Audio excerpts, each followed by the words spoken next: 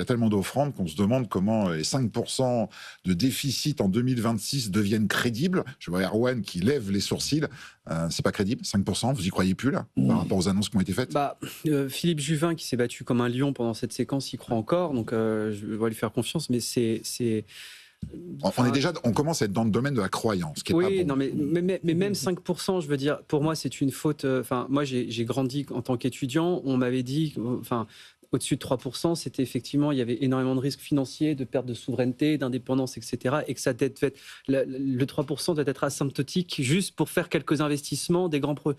Là, ça fait le 6e budget d'affilée qu'on est en dessous de 5%, donc au-dessus de 5%. Donc, et on commence à se l'accoutumer et on commence à se dire que c'est une victoire de rester à 5%. Donc, c'est-à-dire qu'on a cranté dans l'imaginaire politique collectif que 5%, c'était la nouvelle norme. Ouais. Alors qu'il n'y a aucun pays européen qui fait ça. Et une nouvelle norme, qui a été installée ces derniers mois, parce que je rappelle que l'objectif initial était 4,7, oui, et après c'est devenu entre 4,7 et 5, mais maintenant c'est 5. Mais même 4,7, moi je suis effaré vraiment qu'on s'habitue à ça, c'est-à-dire qu'on assume d'avoir concrètement un État qui va à 150 milliards par an, qui crame pour rien. C'est-à-dire pour aucun projet d'investissement.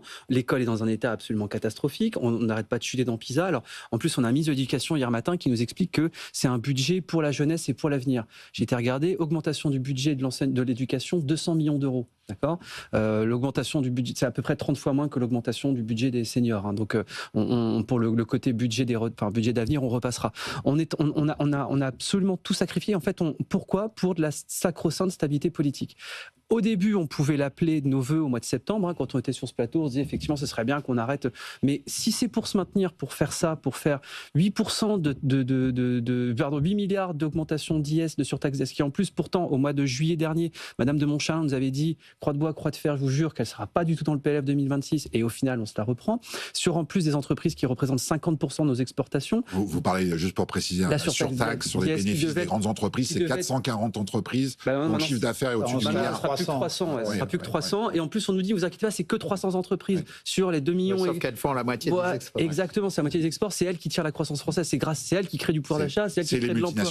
Et donc, du coup, on est en train de saboter tout ce qui allait bien. Enfin, en tout cas, pas de saboter sciemment, mais on est face à, vous savez, dans Fantasia, Mickey, quand il fait des formules magiques un peu aléatoirement, tout s'active. Et à un moment, il est content parce que le ménage est fait, mais au bout d'un moment, le balai, il en perd le contrôle. C'est exactement ça, en fait. On a aujourd'hui une classe politique, dans sa globalité, qui ne sait absolument pas ce qu'elle fait, qui ne maîtrise pas du tout les ordres de grandeur, qui pour elle 200 millions c'est la même chose que 30 milliards et qui n'a aucune vision prospective économique. Donc du coup ils font absolument n'importe quoi pour maintenir aujourd'hui une sacro-sainte stabilité politique qui est en train de casser complètement ce qui fonctionnait encore d'un point de vue économique. On a une économie qui tient encore un petit peu parce que ça reste l'économie française, je pense, avec un surmoi peut-être de résilience supérieure à d'autres pays, mais parce qu'on a aussi des moines soldats dans les entreprises qui sont absolument fantastiques, mais jusqu'à quand ? Jusqu'à quand ? Et moi, je suis absolument effaré de voir que 3 choses. On crante au-dessus de 5%, on trouve ça normal. On continue à traire les grandes entreprises en se disant c'est pas grave, tout en pleurant les droits de donner. Et on n'a aucune vision d'avenir. Aucune. En parlant de moine soldat, il y a un moine soldat à Matignon qui a pris sa plume hier pour écrire aux entrepreneurs. J'allais dire presque pour faire passer la pilule en disant écoutez, le prix de la stabilité, de la certitude, voilà. Il a plutôt fait l'inverse, si je peux dire, vu les réactions qu'on a depuis. Oui, voilà. Après, il y a eu les réactions derrière. Patrick, sur cet objectif de 5%, là, vous y croyez encore, franchement? Alors, sachant que Sébastien Lecornu lui-même dit qu'il s'en remet à la croissance en espérant que... Oui, mais bon, il faut avoir une vision un peu prospective. On sait qu'il faudrait, compte tenu du niveau des taux d'intérêt qui nous pose problème, puisque les taux d'intérêt en France, la mauvaise chose d'avoir très peu d'inflation, c'est que les taux d'intérêt sont très très supérieurs à la croissance nominale. Et donc en réalité, il faudrait réduire le déficit public à peu près à 2% du PIB pour stabiliser le taux d'endettement public. Donc ça veut dire qu'il faut réduire de 3 points par rapport à la prévision budgétaire de 2026, de 3 points supplémentaires le déficit public. Et donc, la technologie de 2026, bon, le contenu du budget de 2026, c'est catastrophique, parce que c'est plus de dépenses sociales et plus d'impôts. Et donc c'est juste ce qu'il faut pas faire. C'est juste qu'il faut faire ça à l'envers, quoi. Donc, mais le problème est pire parce que on ne pourra pas maintenir cette technologie pour stabiliser le taux d'endettement public. Et alors quand on ne stabilise pas le taux d'endettement public, je ne crois pas qu'on a une menace de crise financière. Les investisseurs vont continuer à prêter à la France. Après tout, c'est des rendements assez élevés. Tant que la BCE est là, il y a une garantie implicite de bonne fin. Le problème, c'est qu'on continue à évincer de plus en plus l'investissement privé. Il faut voir que toute l'épargne qui est utilisée pour financer le déficit public, elle n'est pas utilisée pour financer les entreprises. Et la France n'a pas trop d'épargne. Et donc, on creuse notre tombe. C'est-à-dire que plus on fait de déficit public, et à nouveau, la menace de crise, à mon avis, est très très faible. Si vous regardez les derniers chiffres des émissions du Trésor, enfin, donc ça se passe très bien. Mais la menace, c'est qu'on étouffe l'investissement des entreprises et que donc on étouffe la croissance potentielle.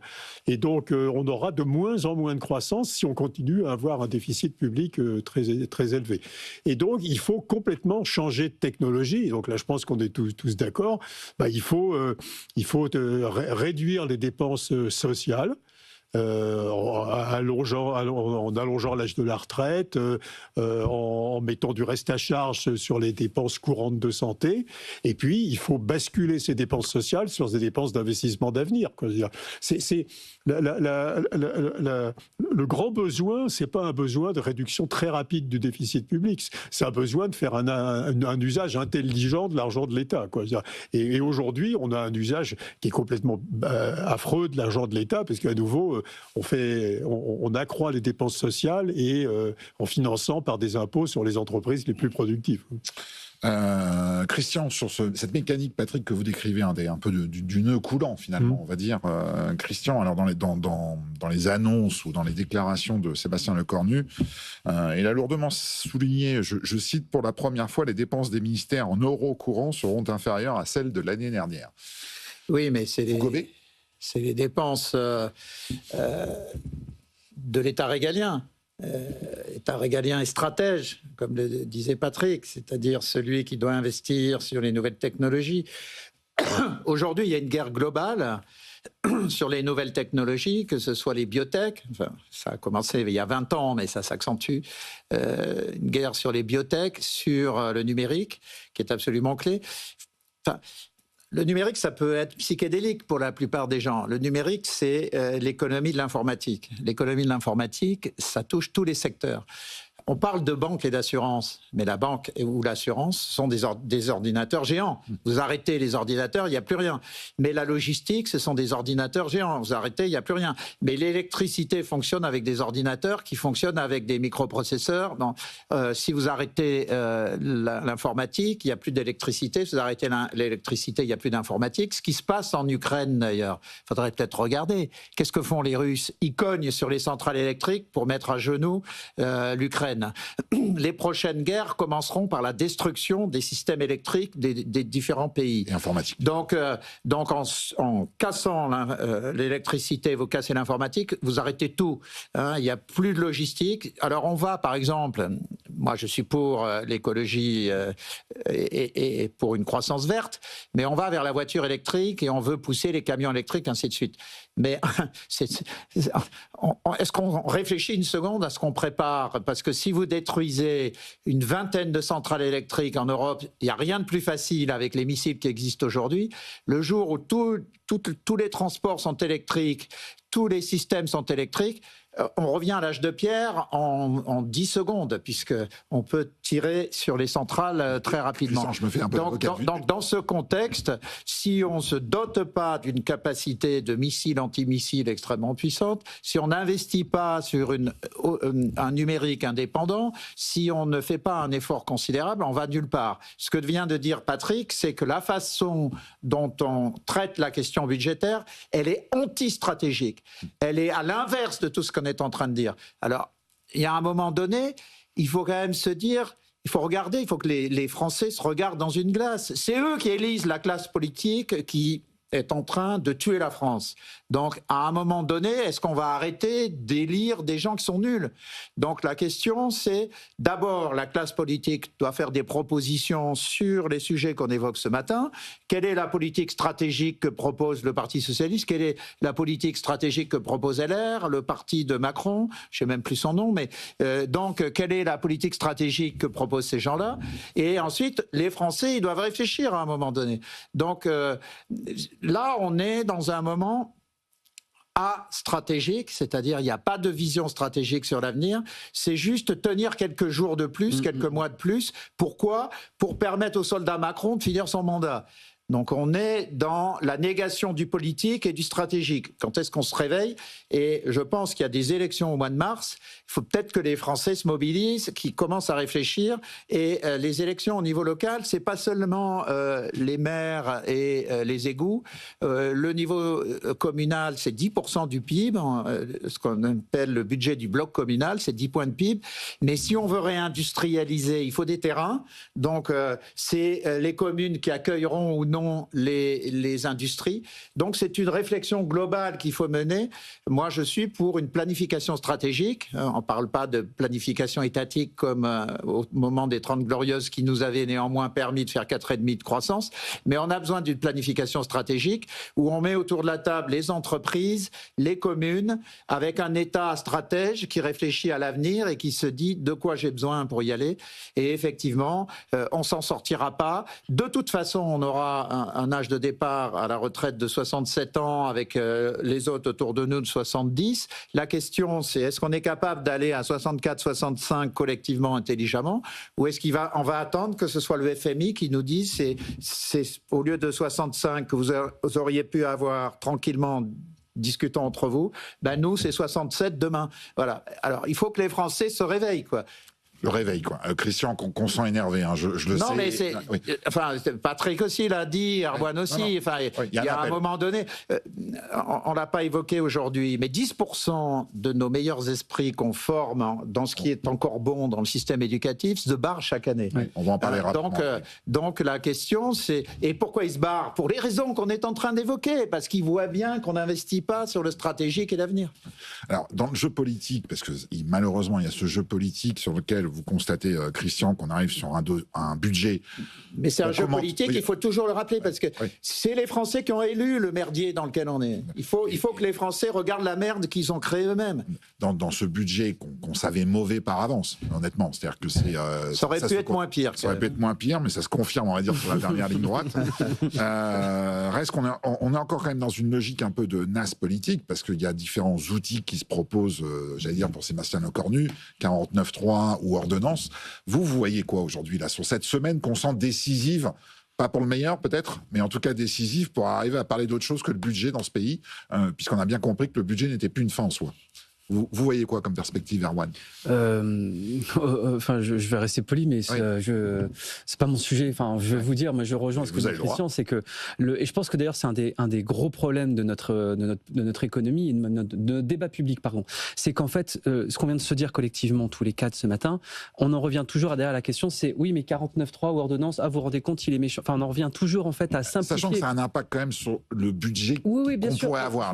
Je veux dire, mais le budget est marginal parce que de toute façon, la philosophie qui sous-tend ce budget est mauvaise de base. Donc, ce sera peut-être moins mauvais ou un peu plus mauvais, mais on sera de toute façon sur quelque chose de mauvais.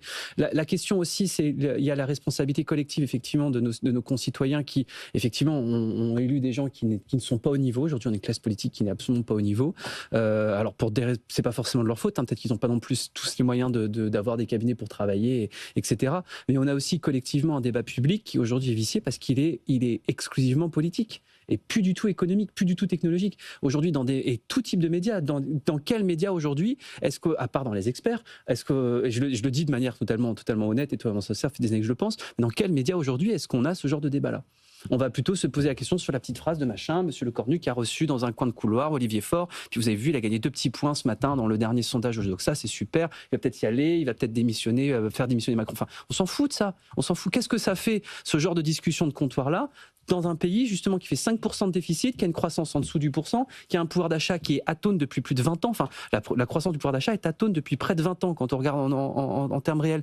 Et avec une industrie qui du coup fait qu'on n'est plus en capacité de répondre aujourd'hui à des affrontements magistraux entre deux blocs qui du coup ont décidé de jouer au Monopoly niveau mondial. Et nous, on est en train de se poser la question de comment est-ce qu'on fait pour lequel ce sera mieux de se faire manger, de quel côté, plutôt de côté d'est ou de côté ouest. Donc je veux dire, on n'est pas du tout au niveau. On n'est pas du tout au niveau. Donc, de faire la sieste presque. Non, mais du coup, la question effectivement de savoir si c'est par ordonnance ou 49.3, je vais être trivial, mais je m'en fous. Je m'en fous parce que le problème, c'est que on va livrer en fait à la France un budget qui est complètement catastrophique. Avec derrière, tout le monde dira c'est une victoire parce que j'ai obtenu ma surtaxe d'IS, j'ai obtenu ma petite augmentation des pensions, j'ai obtenu le maintien ou la sacro-sainte stabilité politique. Et de toute façon, tout le monde dira on réglera ça en 2027. Moi, je vous fais même mon pari, je suis pas politologue, mais quand on regarde les sondages, la plupart du temps, on aura un président de la République ou une présidente en 2027. Il y aura des grandes chances qu'on n'ait pas de majorité absolue. Les assemblées nationales, peut-être à 350 députés, comme on l'a eu dans du PS et du RPR, c'est terminé. Donc de toute façon, le nouveau budget 2027, 2028, 2029, ce seront toujours des mêmes buts. Donc soit on décide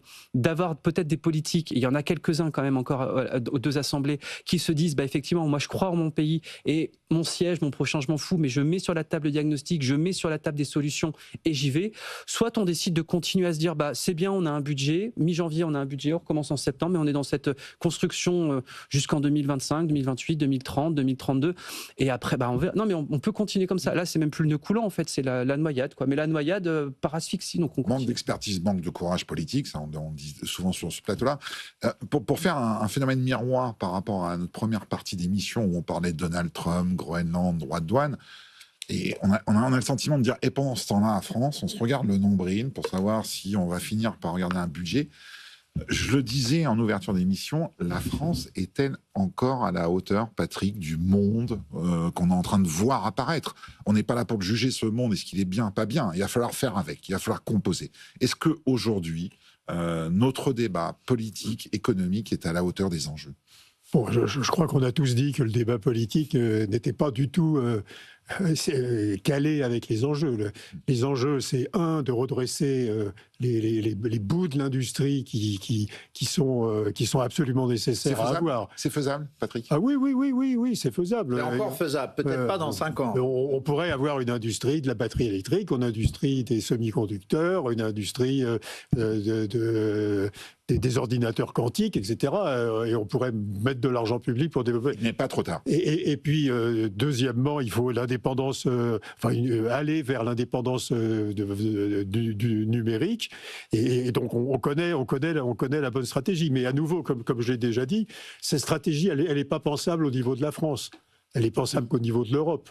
Et donc malheureusement, à chaque jour, on voit un exemple de l'incapacité de l'Europe à utiliser sa taille, quoi. Je veux dire, alors on dit il y a 450 millions de consommateurs. Oui, mais il y a des consommateurs, mais il n'y a pas du tout d'unicité des politiques industrielles, même des politiques éducatives, des politiques financières, etc. Donc, et on voit sur le SCAF, sur le chasseur du futur, on n'arrivera pas à se mettre d'accord. On voit sur l'énergie qu'on n'arrivera pas à se mettre d'accord. Enfin, et donc le pessimisme, c'est l'incapacité de l'Europe à peser son poids véritable, quoi. Donc, et alors, bizarrement, les États-Unis et les Chinois ont une stratégie de gagner des parts de marché en Europe, de vendre des biens, de vendre des services, de gagner des parts de marché.